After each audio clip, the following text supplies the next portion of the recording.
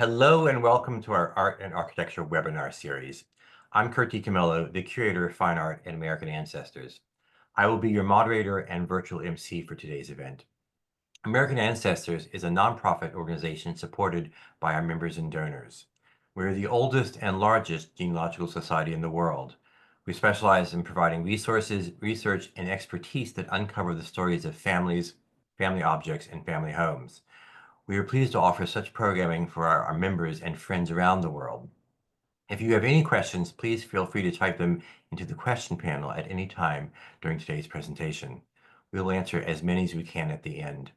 I also want to note that we are broadcasting from our homes to yours with various limitations and distractions. We apologize in advance if there are any interruptions from our end, and thank you for your patience. Even if we do lose connection, you'll have access to a full recording on our website that you can watch at any time. Today, we will delve into a fresh perspective on North American history during the Antebellum period as seen through the eyes of the renowned British statesman, the 14th Earl of Derby. This amazing man's journey across the United States and Canada in the early 19th century gave him a unique perspective that helped to form one of the leading visionaries and reformers of the Victorian age. What Lord Derby saw and experienced on these travels had a huge impact on his later ministries as Chief Secretary to Ireland, Colonial Secretary, and 3 times Prime Minister to Queen Victoria. I would like to thank Leslie Holmes for her generous support of the Art and Architecture webinar series. We could not do this series without supporters like her. Caroline, Countess of Derby, studied history and art history at the University of London and worked for the Royal Collection as an assistant curator and was an exhibitions assistant to the surveyor of the late Queen's pictures. Lady Derby has spent the past 30 years working on the restoration of Knowsley Hall, the ancestral seat of the Derby family. Her myriad experiences have convinced her of the ability of education to change lives, which led to the 2023 launch of her podcast that focuses on studying history and sharing stories. Her most recent book is A North American Tour Journal, 1824-1825, The Making of a Prime Minister, which will be released later this month, actually next month, in the United States. Please join me in welcoming Lady Derby. Well, thank you so much, Kurt. It's such an honor to be on your webinar. I've listened to a few and I found them completely fascinating, and I'm very humbled that you've included me in your roster. And also to give me the opportunity to talk about this really sensational journal that we found. Our curator, Dr. Stephen Lloyd, found it just before COVID. And we immediately knew how exciting and important it was because, and this is the strapline of the book, he said, he wrote in his diaries, we might even in time perhaps have a black president. And he wrote that in 1824 as a young man. And in those days, that was really, really liberal thinking. So I've been married for 30 years. I'm married to the 19th Earl of Derby. And the man we're talking about is the 14th Earl of Derby, to give you an idea of the context of the length of the family service. This book was privately published in 1930, but with no index and no appendix and no illustrations. And it was privately published by the 17th Earl, so that was the 14th Earl's grandson. And he published it in order to give it as gifts when he went over to the Kentucky Derby, which is how you folks pronounce it, but our family in England call it Derby, that's our name. And he published 50 copies to give to his hosts when he came to the Kentucky Derby. And one went to the president, one went to the Wideners in Philadelphia, one went to the Woodwards in New York. And it was like a box of chocolates. It was a coming to stay gift. But then this is really the man himself. This is a picture of him at 24 on his gap year. So really these journals are the story of his gap year. They're in his own words. People keep on saying to me, I've written a book. I haven't written a book. I've just found a book and published it. And I'm talking about it because I really think it's important to modern day life, because he has this curiosity and empathy and humanity that I think anybody from the Pope down to my children can use as an aspiration to make your world a better place in your lifetime and be a better person. So he came to America in 1824. He was one of the most high profile and aristocratic people to visit the USA after the American Revolutionary War in 1776, and also after the War of 1812. And the War of 1812 is never taught in English schools on their history syllabus, which is, I always found extraordinary. And when I was delving into this book, I thought, God, this is really important. He went to America just after another war. So the Derby family history, it's very, very hard to talk about 19 generations in an hour long.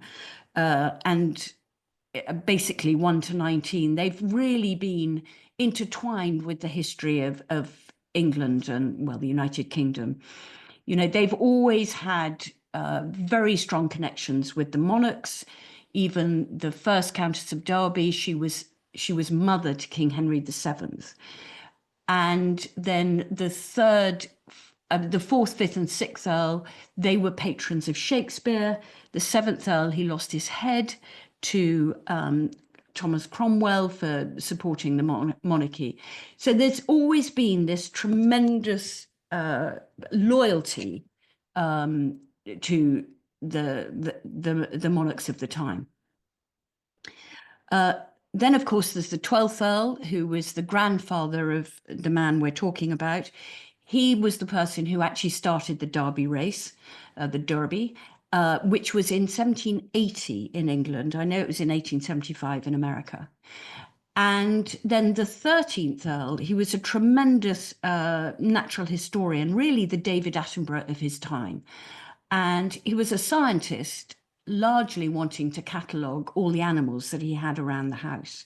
And he had hundreds of thousands of animals around the house, but he also employed artists like Gould, Sydenham Edwards, Bartram, Audubon came, but we don't have any here, and of course Edward Lear. And all these artists were employed as scientists to actually illustrate his book. And so the 14th Earl, he was known as Edward Stanley then, because every heir is called Edward Stanley, including my son, Lord Stanley. He grew up with this tremendous legacy. He knew who he was, and he knew how important the family was. He was also an extraordinary early feminist. Women were very important in his life. He was particularly close to his mother, who he had a very shared, strong faith with. She was evangelical about the scriptures, and that gave him his moral compass. His step-grandmother was a very famous actress called Eliza Farren. And for our American listeners, there's a beautiful portrait in the Met of Eliza Farren by Thomas Lawrence. And that was his step-grandmother. And she taught him public speaking, so that when he was 4 years old, he was sort of plunked on our dining room table and was reciting great reams of Shakespeare, even though he couldn't really say his R's. He was a very, very prodigiously clever child. And because of that, he was nurtured by his step-grandmother, because his mother died when he was 18. So he's a very early feminist as well, which was important for what he later became. So when he came to America, this is the journey he took. He allegedly traveled 4,000 miles on this extensive tour, and it covered most of the East Coast down to South Carolina and up to the top of Canada. Well, not the very top. And he took in Kentucky, the Mississippi. And what's unusual about this travel journal is just how vivid it is. You know, it's an absolutely tantalizingly eyewitness report of what he saw and what America was like then. And as far as I know, there aren't many journals written about that time, and certainly not somebody who was descriptive and as poetic as he was. He wrote poetry in 5 languages from the age of 8, and he wrote them in Latin, Greek, German, French, Italian, and English, so 6 languages. And his poems are extraordinary. So because he was a poet and an artist too, these journals are very, very graphic.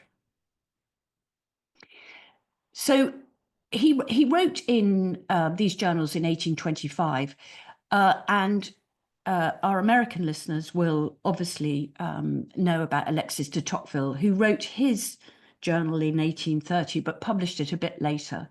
And from talking to colleagues in America, a lot of people are very familiar with democracy in America. Their roots were very similar, and they shared a lot of views together. They were open-minded and positive. At a time, so Alexis de Tocqueville was French and had, you know, the French obviously fought on the side of the Americans in the Revolutionary War, and the British obviously lost the American Revolutionary War. So there was an antagonism between Britain and America at the time, and it was called the Paper Wars because it was negative. British commentators were negative about America and vice versa. And the interesting thing about Derby, Stanley as he was then, was that he was very liberal, and a lot of the journals that were written later were by radicals, so people like Fanny Trollope, Harriet Martineau, and Elizabeth Fry. But Stanley was a conservative, but he wrote positively, and I really do feel that this journal is my family's gift to present day America, because it is so positive. A later prime minister writes, "This country is a very important country. The British Empire has lots of lessons to learn from this young country, which has a very advanced democracy."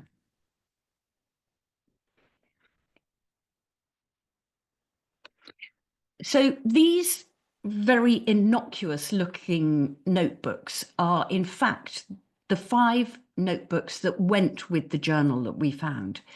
And these hadn't been seen before because they were his notebooks, which give colour and context to what he actually wrote in the journal. And from reading these, we learned so much more. He has conversations with enslaved people, and he asked them how they are. He asked them if they worked overtime, would they get extra money? You know, he asked them about the conditions they're living in. He gives his very personal views on things, and these notebooks are gold dust to understand what's actually in his journal itself. And we've included them in the appendix. So we've done a sort of proper job. You can either dip into this book and read it because it's a lovely, vivid travel journal. But if you really want to put the whole book into context and learn about the commerciality of slavery, for instance, he scribbles in the back of one of these notebooks just how much it costs for an enslaved person to be bought and sold, and also how much it costs to keep them. So he's very, very interested at the age of 24 in human beings.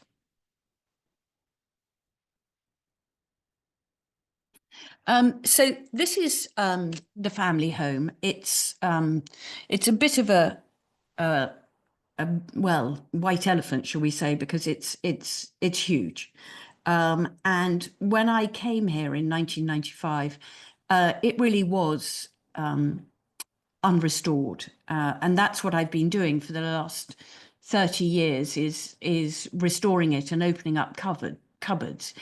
And there are a lot of cupboards, obviously, in a house that big. And I found all sorts of things like the Bosworth horn, or 600 Roman coins, or these diaries. And the list goes on. And that's what's in my podcast. This house didn't used to be the main family home. It used to be a hunting lodge. And you can see at the far back of it, the early Tudor bit. And then every earl after that, with their ego and their wallet, they put on a wing here, or a chapel there, or a turret here. And then it was homogenized by my husband's uncle, and most of the Georgian bit left. But it looks as if it's a little bit truncated on the far right, because one wing was taken down in 1956.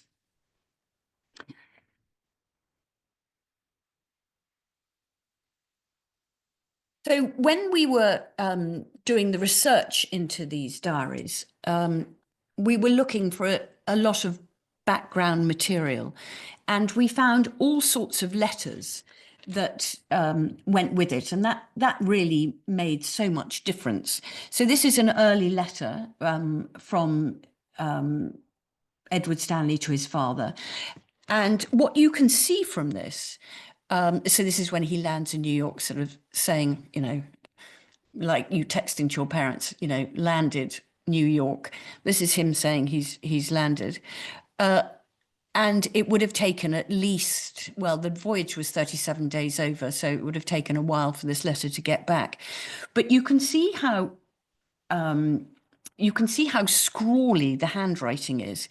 And I couldn't actually read it when we first got these journals out. So I had a wonderful colleague in America called Lisa Francavilla, and she could read this script like other people can read French and English. And she has co-edited it with me and been hugely helpful.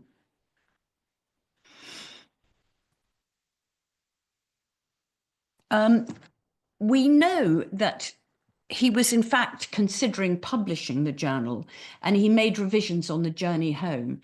And all those letters have shown us that, he decided that he was going to publish them. And then in the end, he decided not to, because he thought it would be unwise.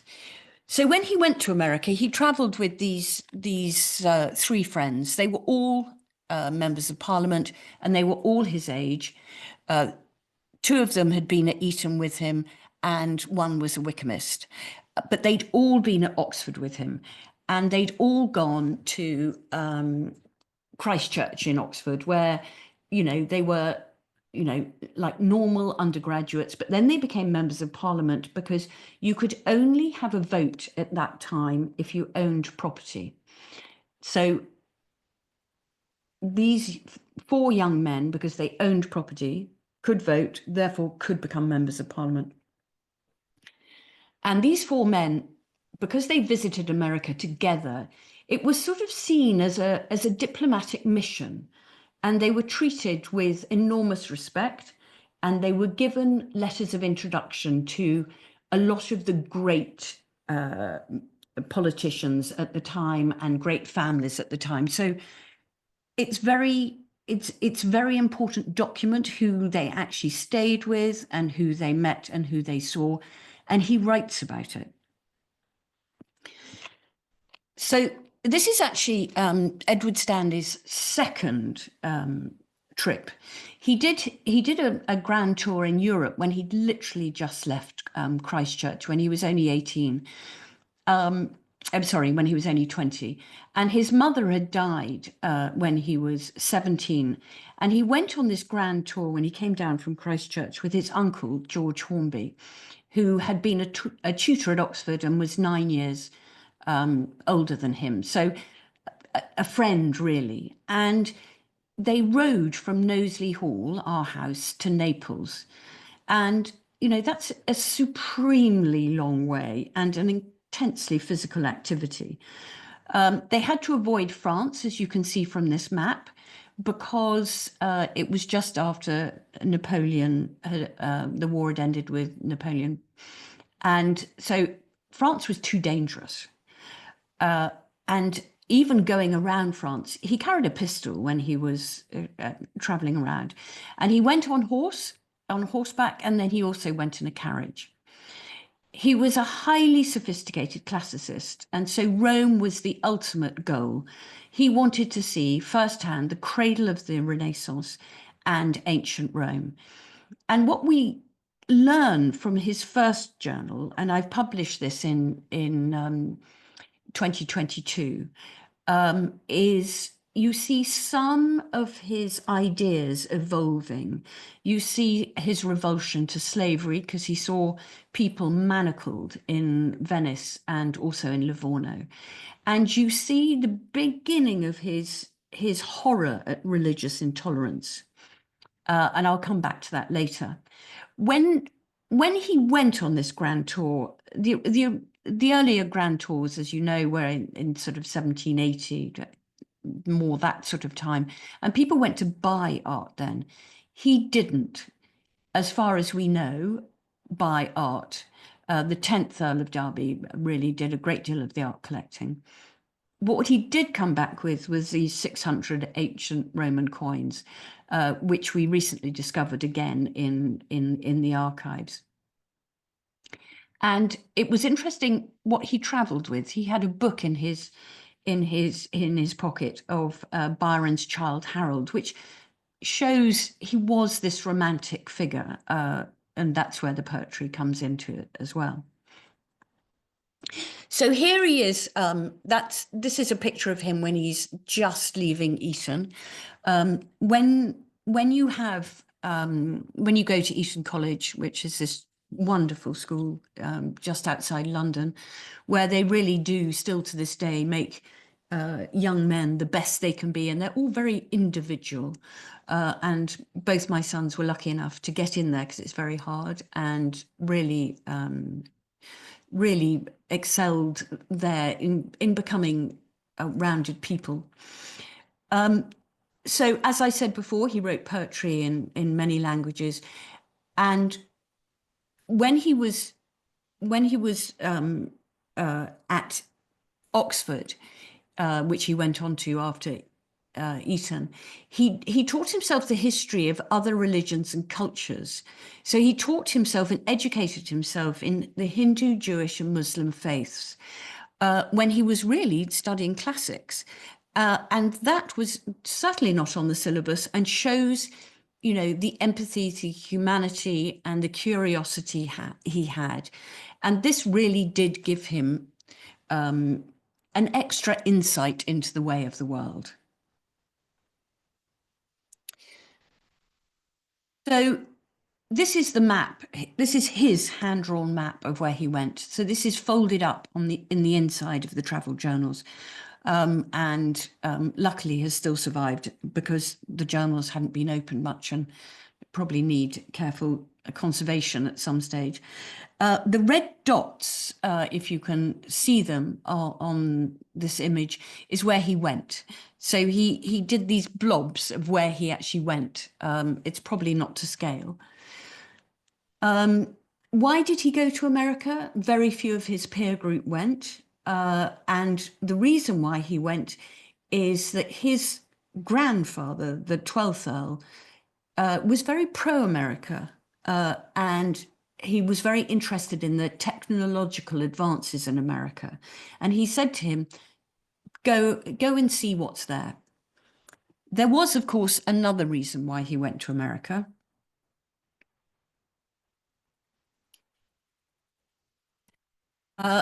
And the other reason is because he fell in love. As well as adoring his mother and being devastated when she died,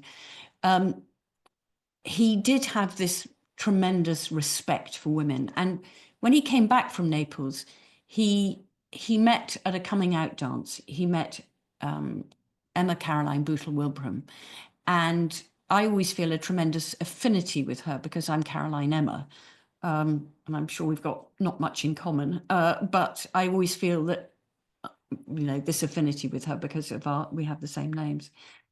And he fell in love with her. He went to her coming out dance. She was a local girl.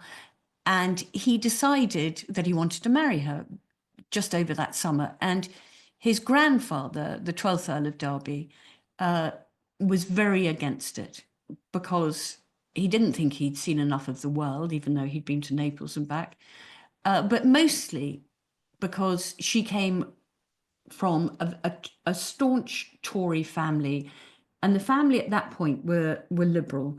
They were Whigs.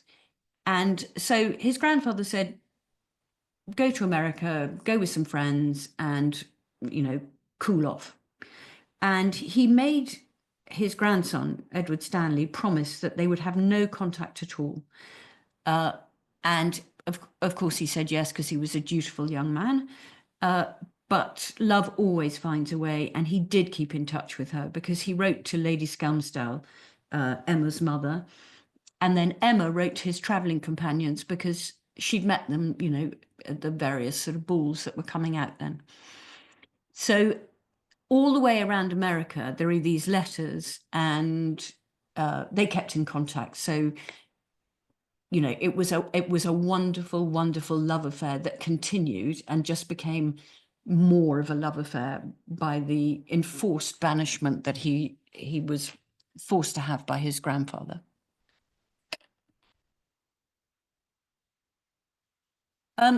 So one of the motives to go to North America was to go to Canada. And when he came back from Naples, his mentor at that time, his political mentor, was the Marquis of Lansdowne. And Beauwood was this real centre of Whiggery, with an H, and liberalism. And the Marquis of Lansdowne really said to him, learn about Ireland. There's so much that's of benefit there that you can do good. So he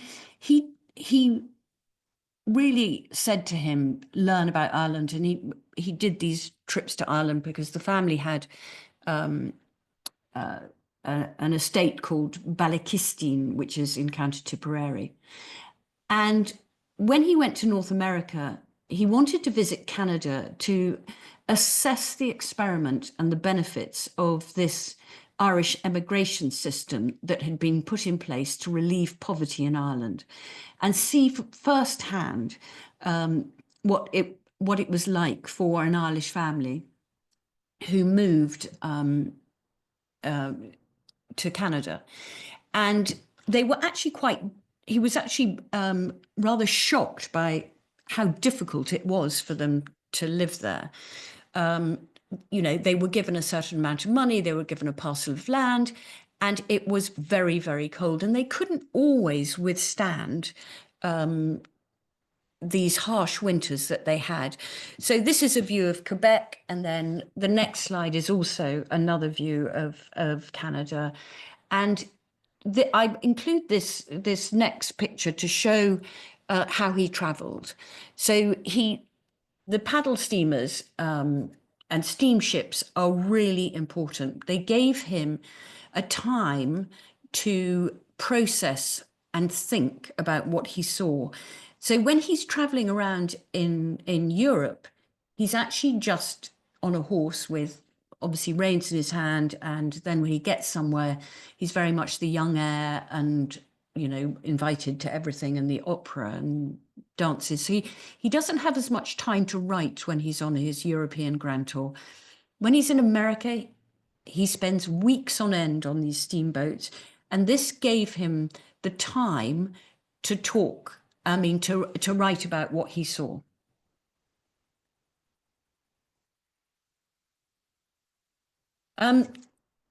So when he was on this gap year, he regularly went hunting and caught animals to help with the kitchens.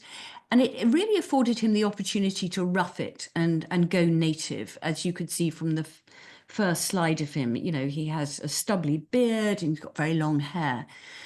And when he was on this trip, he really mucked in. He chopped wood, he hewed sugar cane, he moved furniture. He also ate with everybody at the same table. And this is something which was very remarkable at the time. He would not have had that example at home. At Knowsley at that time, only men ate in the dining room. All the women, his sisters and cousins and everyone, they would have eaten in the nursery. Only the lady of the house, so his mother or his step-grandmother, would have been in the dining room. And he certainly wouldn't have eaten with his staff. But in America, when he was traveling, he ate at the same table with his staff. He had a traveling help with him and a dog called Rover, which is a very uninteresting name for a dog, but his dog was called Rover, but the dog was sent back because he found him too bumptious. He also eats with the innkeepers who host him when he's traveling around. And I include some of these pictures, these wonderful, wonderful images by Cole, just to show some of the landscape that he would have seen at that time, completely unspoilt by human hands at that time.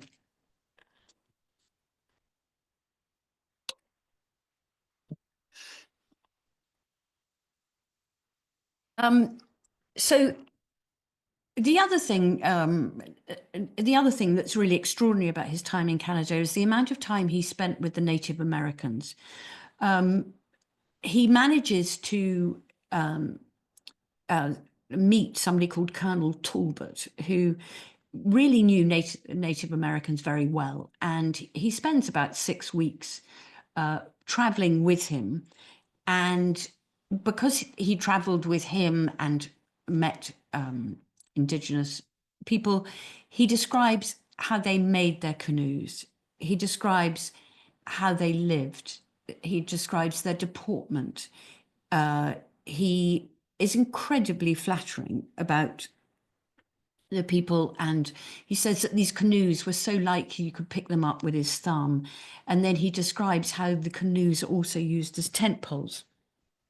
So not only does he talk about Swiss chalet building on his grand tour in Europe, he talks about how houses and tents are made by indigenous people in North America. Because he's such an artist and a poet, they're very visual. They're tantalizingly and fascinatingly visual. And they contain wonderful descriptions of wherever he went. And there's this extraordinary description of when he visits the Niagara Falls.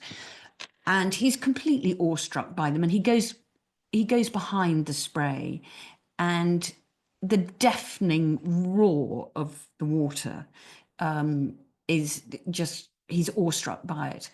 And he describes sort of feeling tingling in his toes just in case, he should slip and fall, because it would have been so dangerous then. There was no health and safety rail then, for sure.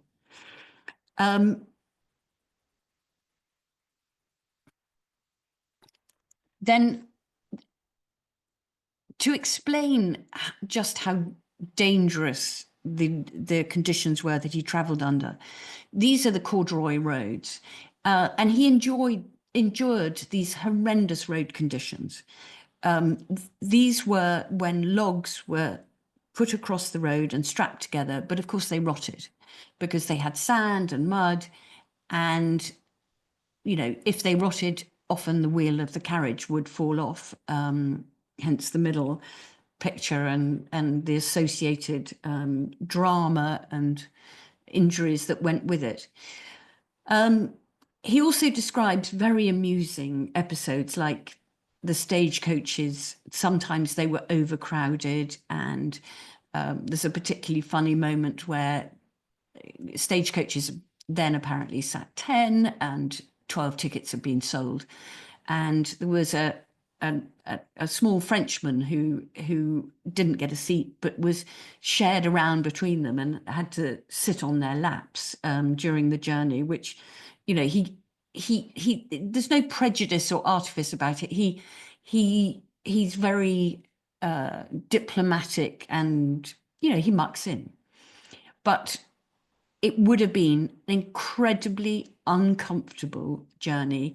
And when you know that he lived in Knowsley Hall and grew up in that incredibly comfortable background, it's extraordinary that he had this quest for adventure and this resilience to travel such a long way.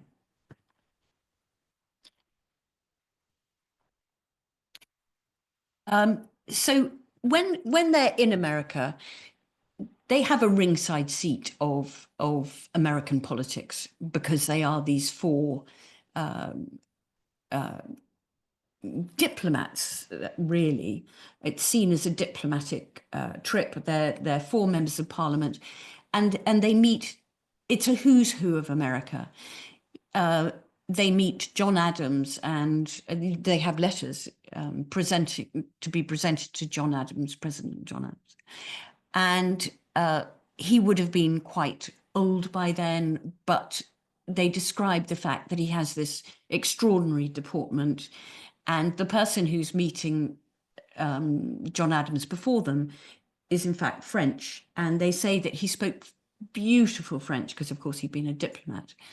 And there's a very funny story about a picture of Washington behind him, and saying that Washington had very bad teeth and didn't open his mouth so much. And so John Adams said it's probably why he was a better president than me, because I opened my mouth too much. So there are lots of charming little vignettes that go on. So he was 89 actually when they met him.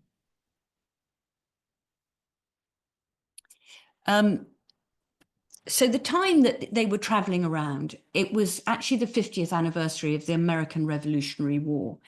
And the Marquis de Lafayette was also traveling at the same time. He was on a triumphant tour around America, having been this very famous general who had helped General Washington win the war. But Lafayette didn't keep a diary of his tour. I think one of his aides did, but it's not as vivid and as full of amusing anecdotes as well as historical details as the book that we found.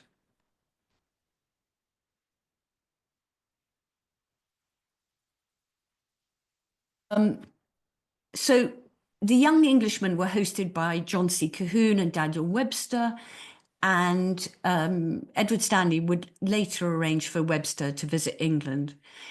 He was particularly impressed by John Colquhoun. He considered him to be one of the greatest orators at the time. And Colquhoun is considered, I think, as the father of Southern succession, and Webster was a great proponent of the Union. So you're getting a sense of just how important this trip was, because he had access to foreign diplomats and foreign politicians that he wouldn't have had access to if he hadn't travelled. And I think that's the important thing. He made this adventure so worthwhile. So their visit coincides with the presidential election of 1824, and they arrive in Washington on the eve of the announcement of the successful candidate. So as a politician, as I've said, he was very interested in the whole political process and what could be learned. And this is an image of canvassing in that time. And of course, it's obvious here that there are no women, because women didn't have the vote then, and obviously didn't for many years later. But what he did learn from this is that men who rented property could vote, as well as people who owned property. And in England at that time, it was only people who could own property who could have the vote.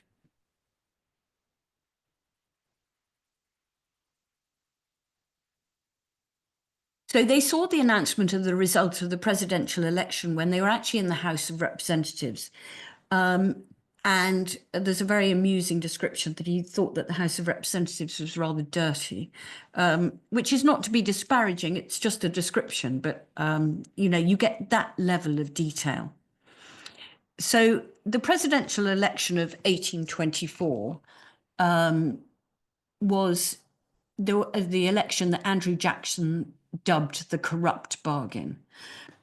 He thought it was a rigged election because he considered that the other three candidates sort of clubbed together to keep him out. And when you look at this map these are the four candidates. When you look at this map, you can see how the election wasn't really completely clear. And you see that Jackson did, in fact, have 38% of the votes there. Nobody had the clear 51%. But it's very interesting that, he comments that it wasn't a fair election.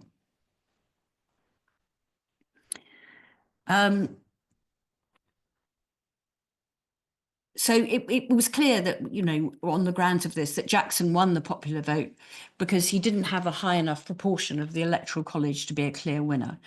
And therefore, the decision was reverted to the House of Representatives. But when they're there, they meet everybody. They meet James Monroe. They attended the party of the outgoing president, of James Monroe. And they also, when they're there, they describe meeting Andrew Jackson at the leaving party. And there's a wonderful description by Edward Stanley saying that he thought that Andrew Jackson behaved with real dignity on hearing the news of his defeat, which he says that he was his demeanor was really quite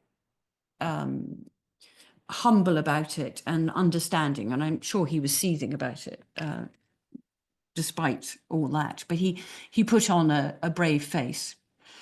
And he describes John Quincy Adams, even though they had a similar background, he never really liked Quincy Adams. He describes him as his eyes were watering. He actually took an instant dislike to him, and he said that John Quincy Adams didn't look him in the eye, and he felt that he couldn't trust him. He just had this idea that he was untrustworthy. And, he gives these impressions, he gives these very personal impressions of what he feels about people and events in these diaries. So, as well as it being a day-to-day diary, there are also themes that he embellishes on while he's traveling around. And many of these issues in this journal are the focus of present-day historians and politicians.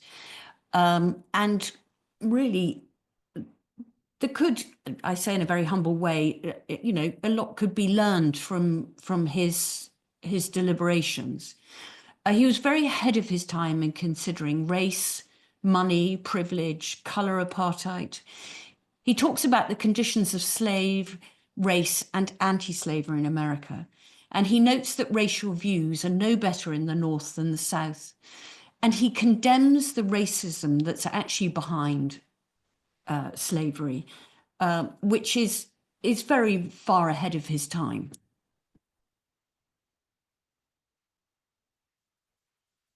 So Stanley wrote that slavery was a stain on humanity, and he was horrified in the trade of human flesh and the conditions that the enslaved people were kept in, and he writes about that.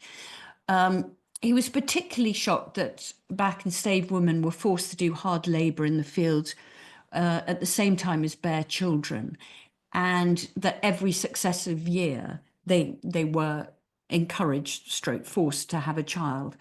And this was after the international trade in slavery was abolished in 1806. And because of what he saw in these plantations, he then translated back into his ministries because he had this actual first-hand image of what happened. And even though he was being hosted by plantation owners, and he was polite to them and deferential to them, he did not condone slavery.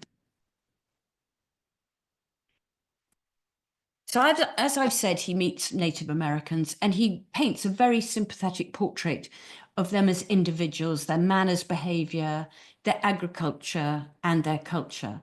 And these are two of the Native Americans he actually personally meets. He meets Elizabeth Brant Carr and also Corn Planter. And he says about Elizabeth Brant Carr that she was very beautiful and had an amazing deportment and could have been a Victorian society hostess.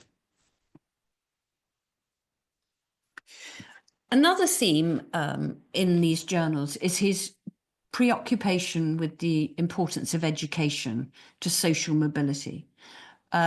He obviously was very lucky. He had a tremendous education. He was very lucky, learnt at home, went to Eton, Christchurch University. And then when he was traveling around in Europe, he talks about academic rigor because he sees some rather undisciplined students in Germany.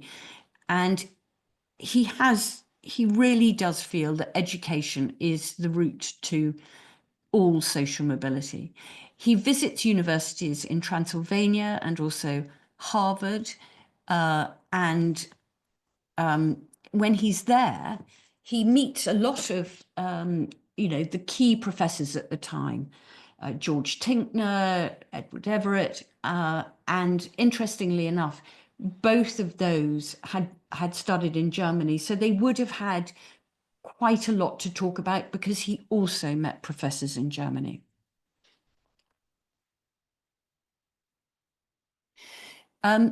There's also a literary impact to these travel journals. When he was going around Canada with Colonel Talbot, he also runs into a young man called James Fenimore Cooper, and they spend a bit of time together and they, have a lot of fun together, but they are absolutely enchanted by the scenery. And because of how beautiful the scenery is when they're going around Lake Erie and Lake George, Stanley persuades young James Fenimore Cooper to write a novel. And that novel is The Last of the Mohicans. And if you look in the frontispiece of that, it's actually dedicated to Stanley, and that has been confirmed by his daughter.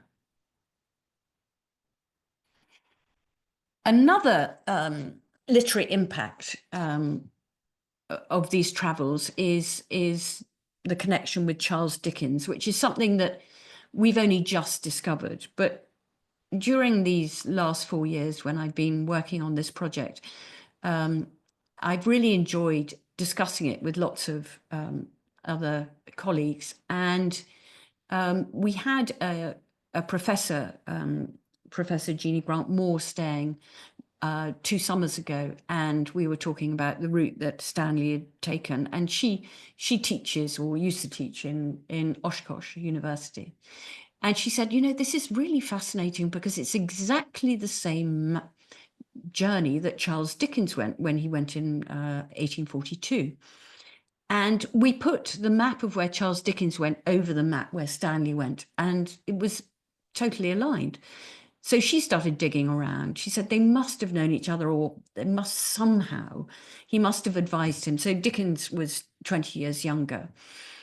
And from various researches she made, she discovered that they did in fact meet because Stanley, when he became colonial secretary and chief secretary to Ireland and prime minister, his speeches were transcribed by scribes when he was giving them in Parliament. And there was one very long speech he did, which was 6 hours. And a scribe could only write for 2 hours at a time before they got writer's cramp, I think. And one particularly long speech, Derby liked the first bit and the last bit, but not the middle bit. So he asked the scribe who'd done the first and the third tranche to come to Derby House, and he said he'd like him to do the middle bit. So Derby went through the whole 6-hour speech again, including banging on the table, you know, when he was getting wound up about various issues that he was talking about. And so this young scribe did the middle section and didn't have to write for the first and the third bit. And that young scribe was Charles Dickens. So they actually met when he was only 21. And I wouldn't say they became friends, but they obviously there was a mentoring going on. And he did, in fact, tell him to go on this trip. And then Derby told Dickens to go on that trip. And then as a literary deference to him, he wrote Martin Chuzzlewit, the novel, based on Derby's experience of going to America because his grandfather said that he should go and cool himself off. So Martin Chuzzlewit, as you all may remember, he was sent to America too by his grandfather and travelled around for the same reason. So there is this, you know, tremendous literary impact. And the last thing he did was Derby, when he was Prime Minister, he translated Homer's Iliad into rhyming verse in his spare time. So not just translated it, but rhyming verse. But of course, the most important impact of this whole journey was Stanley's political legacy. It inspired latent ideas in him that he later translated into his ministries when he was Chief Secretary to Ireland, Colonial Secretary and Prime Minister 3 times to Queen Victoria. And he was the longest serving leader of any Conservative Party, 22 years. And he was minister 3 times to Queen Victoria in 1852, 1858 to 9, and finally in 1866 to 9. And he was the guiding hand behind reforming Parliament and the Second Reform Act, which doubled the British electorate overnight to include men who rented but didn't own property. And there's lots of material in this book that is so relevant to politics nowadays. And interestingly, in the appendix, he also talks about tariffs. And in 1824, he discusses the fact that there's a new American tariff, which is something that the readers might find interesting. So with his interest in education and what he saw in Canada, he also passed the Irish Education Act in 1832 because he'd been so impressed by the universal education in Massachusetts. He put in free non-denominational primary education in every parish in Ireland in the 1831 Act, after seeing how successful unsegregated education was in Quebec. You know, he thought that if children played together, they would learn to live together and hopefully not have divisions. And that wonderful, wonderful idea of dialogue, not division, was really one of the most important things that he carried with him through his life.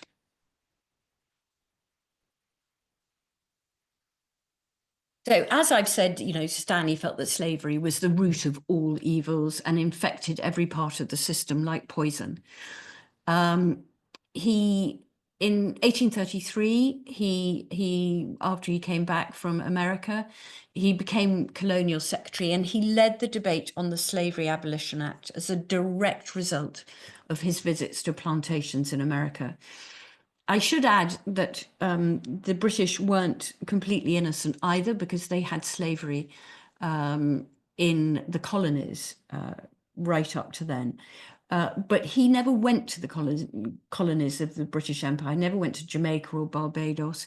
But because he'd seen the conditions of enslaved people in America, it motivated him to do something about it.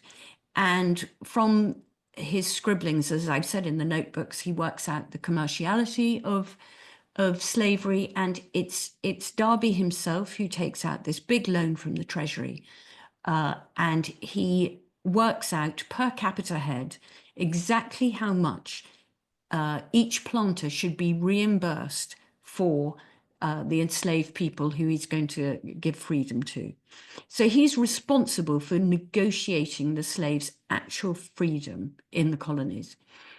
But he does also realize that they would have had nowhere to live and obviously no job and very little education. So they would have been high and dry.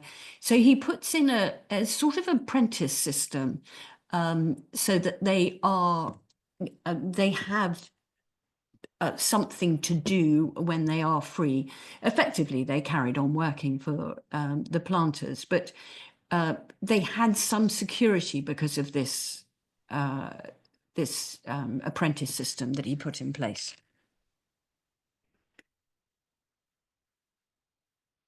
So he really loathed religious persecution, and that is because he had studied from the age of 20 all these faiths.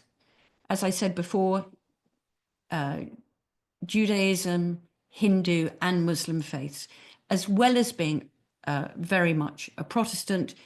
He was also a huge, huge supporter of Catholics.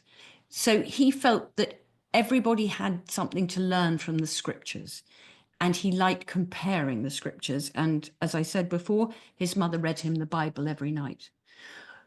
We see very early on his revulsion for religious intolerance when he's on his European grand tour. He goes to Rome and he sees this annual ritual, which he is really revolted by. He sees the fact that Jewish people are forced to parade to the papal state, to thank the papal state every year for their freedom. And he writes that it's demeaning. He writes that actual word. And, you know, as a 20-year-old to actually feel that was such a strong, you know, gut reaction.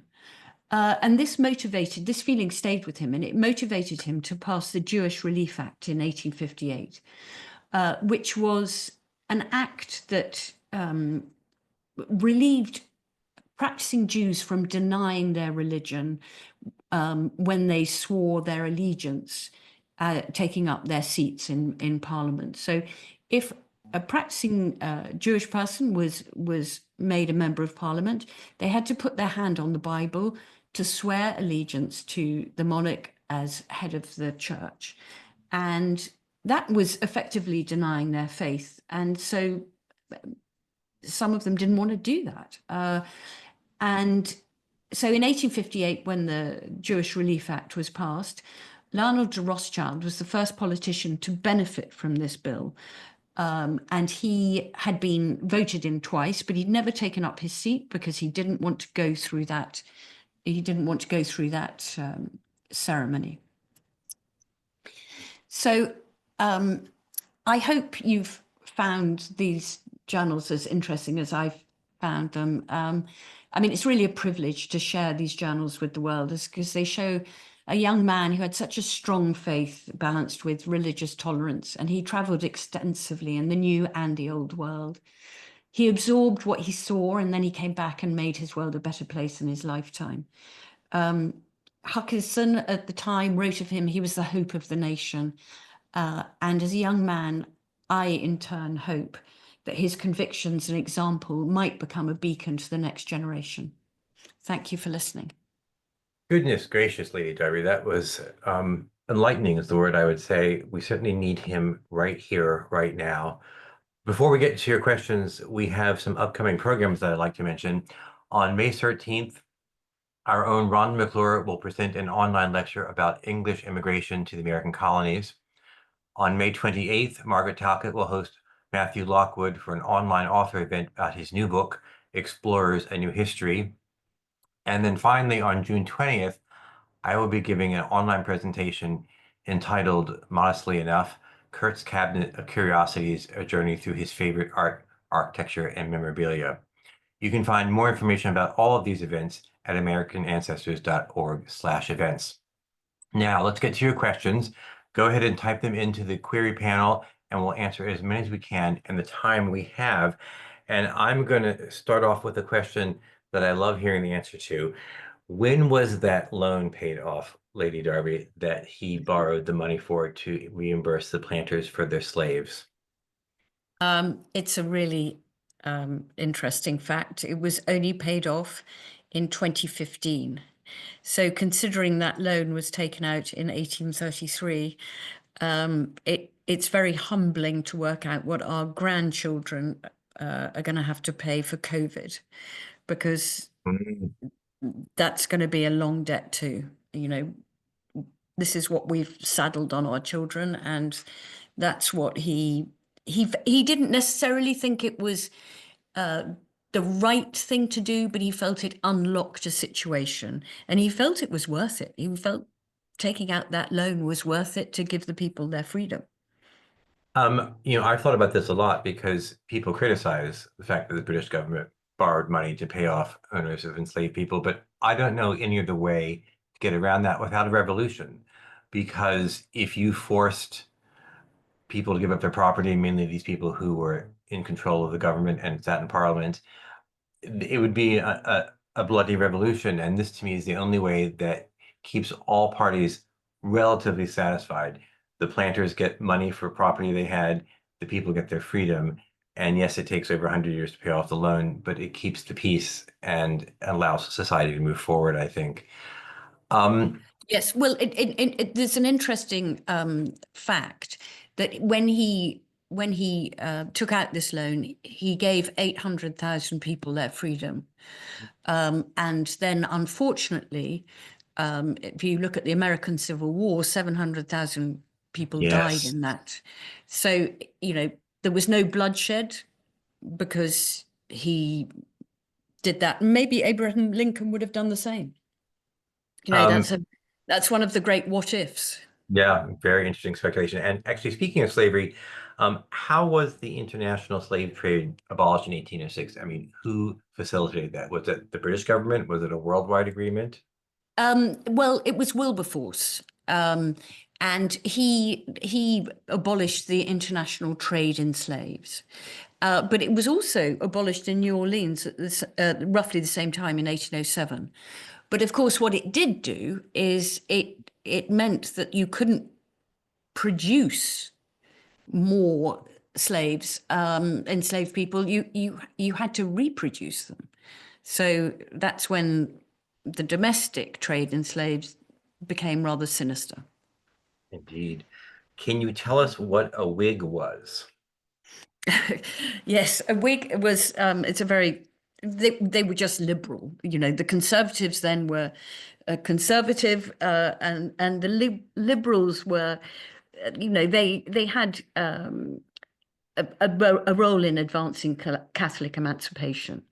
But he actually later became conservative because he became increasingly uncomfortable with what he saw as the radical Whig policies.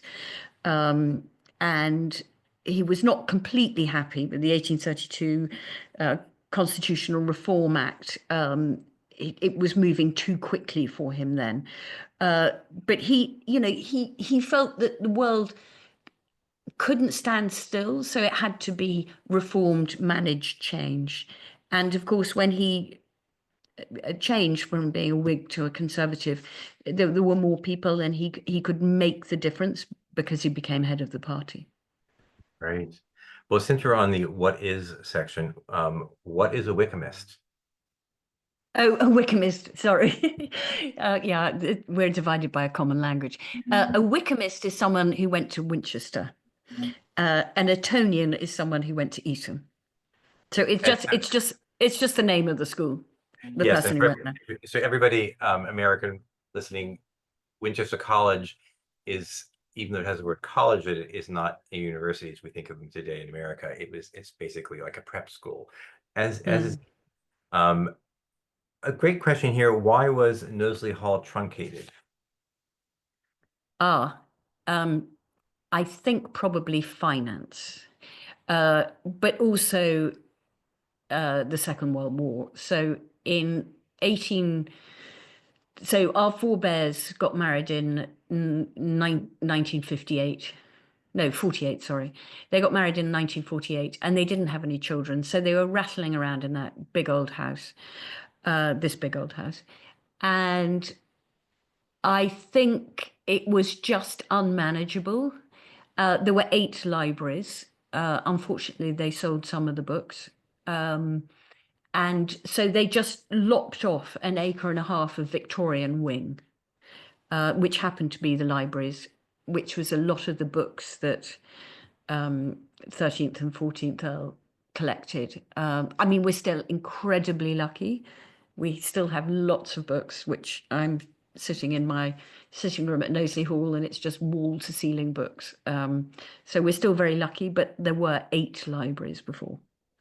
And did you not tell me once that at one point before these reductions that Knowsley was the fifth largest house in England? It sounds like I was boasting there, Kurt. I'm so sorry. Well, I Um, love that fact. it was pretty big, yes. And we just have a question just popped in actually about Knowsley. When did the Darbys actually gain the Knowsley Hall estate, and what was the catalyst, financial or otherwise? Right. Okay. At the Knowsley estate, probably Lady Margaret Beaufort. So Lady Margaret Beaufort, who was the first Countess of Derby, was one of the great heiresses of her time, and she married Thomas Stanley, and brought with her, I mean, enormous estates. And she, you couldn't obviously run your own affairs until you were married then, and she had been widowed twice actually, by Edmund Tudor and also Stafford. So getting married was a way of being able to administer your own estates, and she brought her estates to Thomas Stanley, and also to bring the power to bring Henry Tudor, who was her son from France, back to England to try and fight the Battle of Bosworth, the last war of the Roses, which they won. So I'm really, the Derbys really hit the scene, shall we say, at the end of the Wars of the Roses, when Richard III was killed and Henry Tudor, who was stepson of Thomas Stanley, was made King Henry the Seventh on the Battle of Bosworth. And in return, King Henry the Seventh crowned Thomas Stanley first Earl of Derby. Interesting questions here. Melissa asks, what was the cartoon appearing on the side with the 12th Earl and Emma? Oh, I love that picture. That is actually of Eliza Farren. That's written there. That's not Emma Bootle Wilbraham, so I'm sorry about that. And that's them at Christie's, looking at pictures, and it's of the 12th Earl, who was not as tubby and as short as that, but Eliza Farren was very, very elegant and tall, as you'll see from the picture in the Met, the painting in the Met by Thomas Lawrence. Gareth says, knowing that Liverpool was the very first overseas consulate to be established in the United States, is there any evidence to suggest that this might have influenced Lord Derby to travel to America? And also, did he reciprocate any of his U.S. hospitality at Knowsley Hall after his return? Yes, he did. So I actually don't know the answer to that question, whether they went because it was the consulate. I've always understood that it was because his grandfather told him to cool his ardor by going to America. But yes, Knowsley has always been a seat for people to come and stay. It's always had this long, long history of hospitality. And That's as I pretty. said, Webster came over. I'd have to look at the visitors book to give you an exact example of just how many came, which is my favorite thing to do, actually, when I'm having lunch on my own. I read the visitors books because they are Oh, that's wonderful. they're Somebody, amazing. somebody has just asked, will we ever tour Lady Darby's estate? And I'm not quite sure what they mean by that, so I'm going to have two things to say. One, we are actually going to stay at Knowsley Hall with Lady Darby this December on a tour we're doing. But I wonder if this person might mean, are we going to see something like a PowerPoint presentation of the interiors of the house? So not being sure, I think we can have a two-headed question and put the last part to you. Do you think, Right. could you see could you see a PowerPoint or a video presentation that we could put online showing the beauties of Knowsley Hall? Well, I've done a podcast, as you know, so that's under the Countess of Derby, and that's on Spotify. I would be delighted to do make that a visual presentation. I could do that very easily. I think Um, that would I, be wonderful. I haven't done that yet. Stephen Lloyd, our curator, as you know, he was hosted by you and did a webinar of the architectural history and the complications of the architectural history of Knowsley Hall. But now that this book is published, I'm not looking for other projects because I've certainly got some, but I will be doing more presentations. I'm pretty involved with the American 250th anniversary of the Declaration of Independence, because I think I may have told you I'm Cornwallis's direct descendant. Indeed. So I'm doing some work on the Cornwallis sword at the moment, and I've found some really interesting discoveries in the Society of Cincinnati Library. So I'm about to share that. That's fantastic. And also, everybody who's listening, you will get a follow-up email from Ginevra that will contain a number of things, a link where you can buy Lady Darby's book, and also information on her website and her podcast, so you can follow up on those as well. That is, unfortunately, all the time we have for questions. If you have any other questions, you can always email us at heritagetours@americanancestors.org, and we can forward on your request to Lady Darby. Thank you again for joining us today. As you leave the event, you'll have the opportunity to fill out a survey and give us your feedback. As we continue to expand our webinars and online offerings, any and all feedback is extremely helpful and appreciated. This free webinar was made possible by the generous support of members and friends around the world. Please consider making a gift to American Ancestors to keep these programs free and to create more programs for you and others to enjoy. I want to thank Lady Darby, and I want everybody to stay safe, stay healthy, and hope for enlightenment as we go forward in the future. Goodbye for now. Goodbye. Thank you so much, Kurt. It's been a real pleasure talking to you and all your listeners. Thank you so much for the opportunity. Thank you. Bye-bye, everybody. Bye-bye.